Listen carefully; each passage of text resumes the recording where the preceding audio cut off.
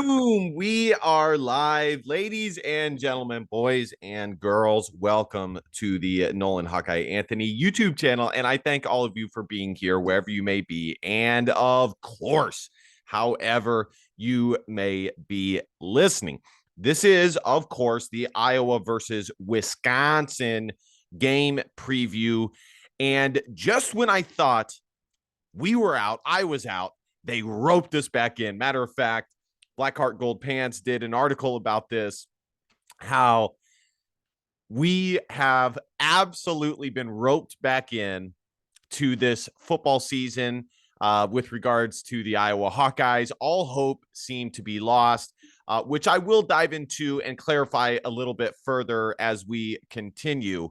But there is still a lot to play for, which I have been mentioning over the past 2 weeks. So we will be checking out some team stats, ESPN, predictor from their power index, some PFF grades, all of that good stuff. But before we get into any of that, I want to ask you guys to hit that subscribe button. It takes 1.25 seconds. Like, comment, share. You know the drill. And if you want to donate to the channel, you can hit the donation button on this video. And without further ado, let's get into this.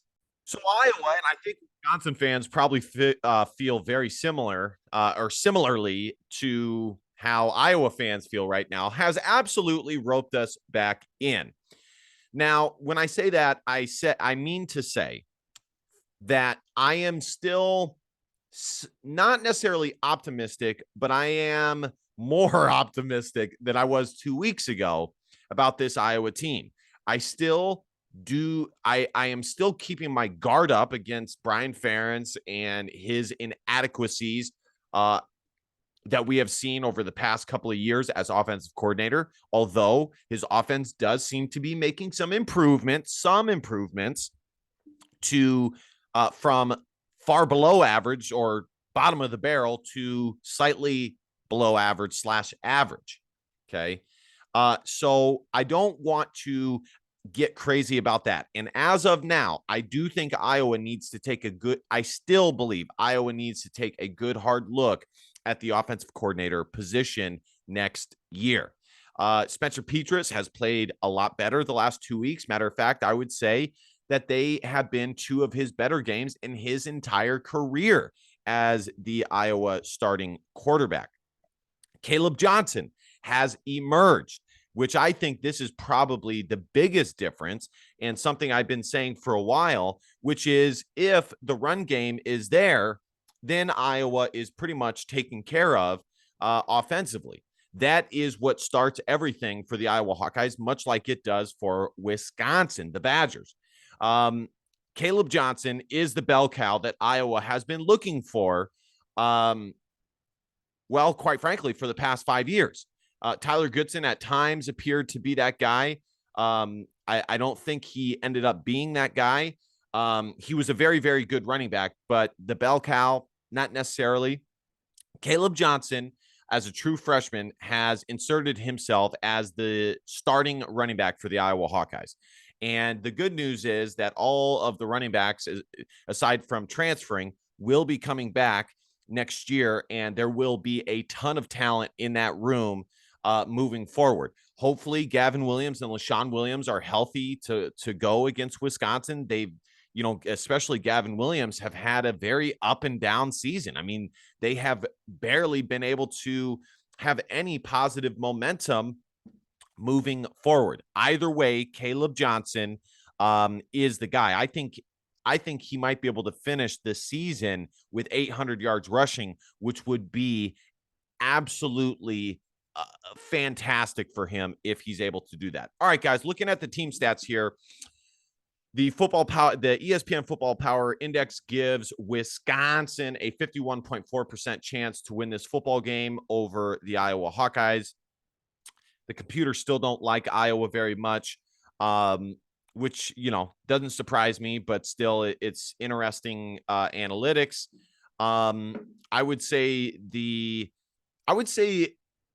because I take a look at this every week when it comes to the Iowa Hawkeyes games, I would say that the ESPN Power Index is right half the time, probably a little bit less than that. They were wrong about it last week against Purdue, and they've been wrong other times about it, but they've also been correct a few times as well. This game obviously is at Kinnick Stadium, which is important, very important in my opinion. We take a look at Spencer Petras. He has 1,401 yards on the season, 5 TDs to 5 INTs. Graham Mertz has had a pretty solid season, 1,707 yards, 17 touchdowns to 6 INTs. That's not bad.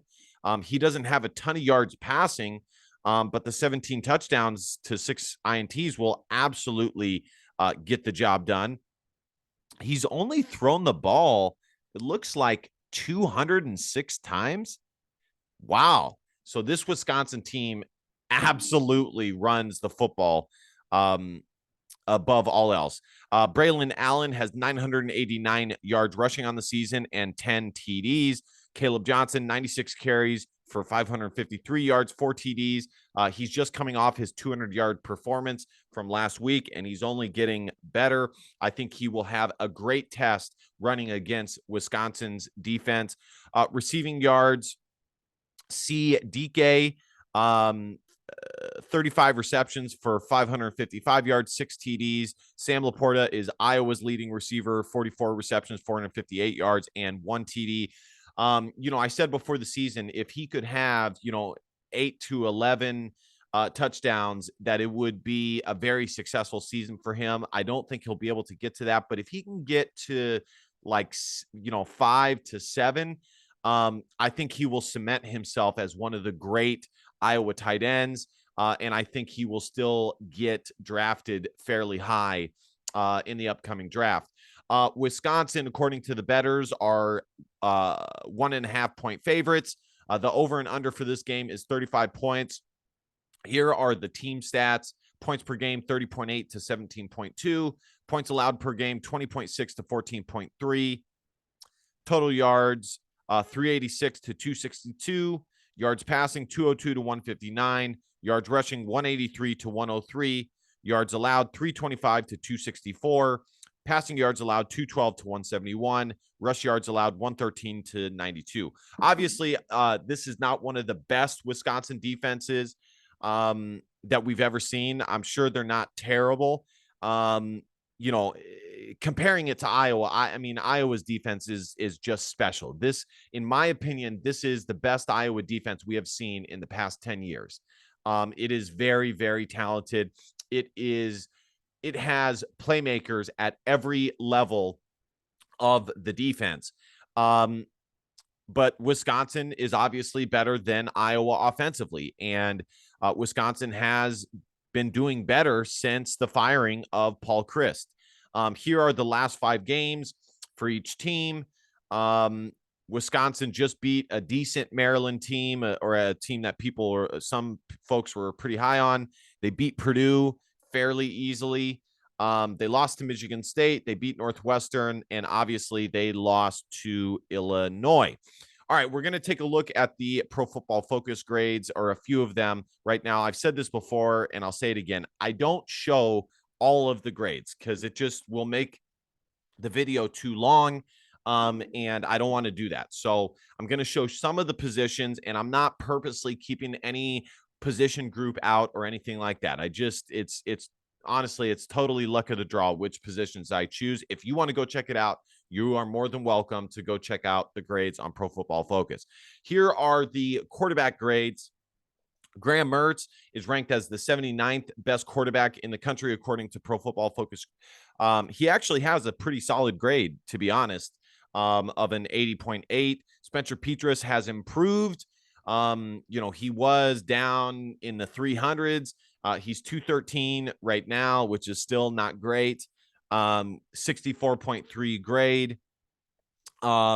Moving on here, we have the running backs. Caleb Johnson is graded as the 57th best running back in the country, which is awesome. Braylon Allen, the 89th. They both have solid grades. Here are the other 2 running backs for the Iowa Hawkeyes. You can see a significant drop-off between Caleb Johnson LaShawn Williams and Gavin Williams. So we have the wide receivers here. Obviously, Chimere Dike, I think that's, sorry if I'm botching his name, obviously has a pretty good grade. Skylar Bell, who Iowa was definitely in on in the recruiting process, is 397th. Nico Ragaini, that's how you say it. Ragaini has been playing better, but still does not have a great grade. Arlan Bruce all the way down there. Brody Brecht, number 1,031. It doesn't surprise me, folks. I mean, Iowa, the wide receivers and the passing game was pretty much non-existent through the first 6 games of the season. Here are the tight ends. Sam Laporta is ranked the 38th best tight end in the country. Wisconsin has a good tight end of their own in Clay Kundiff. Luke Lachey has shown some improvements. He's rated as the 238th best tight end. Hayden Rucci is number 170 for the Badgers. We're going to move on and look at a couple more positions here. Here are the linebackers. Iowa obviously has 2 of the best linebackers in the entire country. Seth Benson is quietly having an excellent year on the weak side. He's graded as the 16th best linebacker in the country. Jack Campbell, 10th. Wisconsin has their, a pretty decent linebacker of their own in Meme John. Let's see, Jong Menta. I'm probably botching that. He is the 24th best linebacker in the country. We're going to take a look at the cornerbacks just to round this out here. With regards to the cornerbacks, just talking about Riley Moss a little bit, he is having, when I checked this a couple of weeks ago, he was graded far lower than I expected. And he's obviously risen up. He's still one of the best DBs in the entire country, definitely in the Big Ten. He just doesn't have the takeaways that Iowa DBs are accustomed to, but he still has a great grade, 83.1. Cooper DeJean is having a good season, although he has been burnt a few times in the past couple of weeks. Sebastian Castro has come on late. You guys can see the Wisconsin grades. This is definitely, if the Pro Football Focus grades have anything to say about it, this is a position that Iowa can attack, are the DBs. So that is definitely something to keep an eye on. All right, guys, we are going to wrap this up. It is prediction time, baby. Prediction time. Listen, Iowa, the bottom line is Iowa, unfortunately, has struggled against Wisconsin of late. But they've more struggled against Paul Chryst more than anything than Jim Leonhard. I'm not saying Leonhard didn't have something to do with that, but Iowa just was not good against Paul Chryst and Wisconsin. This is a monkey that Iowa has to get off their back. I mean, it just is, because the fact of the matter is, over the past 10 years, the top 2 teams in the Big Ten West have been, by and large, Iowa and Wisconsin. And if you're Wisconsin and you want to reign supreme over the West, you have to beat Iowa, which they have reigned nearly supreme over the West. And if you're Iowa and you want to reign supreme, you have to beat Wisconsin. That's just the way it is. And this is a home game for the Iowa Hawkeyes. They need to take advantage of it. Caleb Johnson is running the football a lot better. If you ask me my prediction for this game 2 weeks ago, as bad as Iowa was, Wisconsin was looking even worse. I would have said Iowa was going to win this game, no problem, but Wisconsin has been playing a lot better.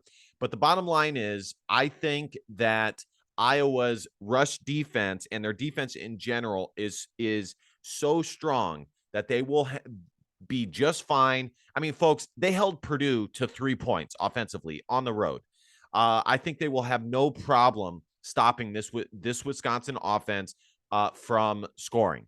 And if they do that, and this Iowa offense can play even 5% of what they close to what we saw against Purdue, They should be able to win this game. This is a very winnable game, in my opinion. And Iowa must take advantage of it. I like Caleb Johnson. I do like the improvement that the offense has made. I don't want to get too upbeat about it, but the bottom line is Iowa has two phases of the football that are better than Wisconsin: their defense and their special teams. The offense, I think Wisconsin probably is better offensively than Iowa's offense, but I like Iowa's defense against Wisconsin's offense more than I like vice versa. So I will be picking the Iowa Hawkeyes to win 3 straight in this season. They are going to be beating the Wisconsin Badgers by a score of 24-17. I think they get this done. I think they're able to score 24 points. I would also not be surprised if this is a low scoring affair, much like what we saw against Illinois. I wouldn't be surprised if this is a 15-10 game.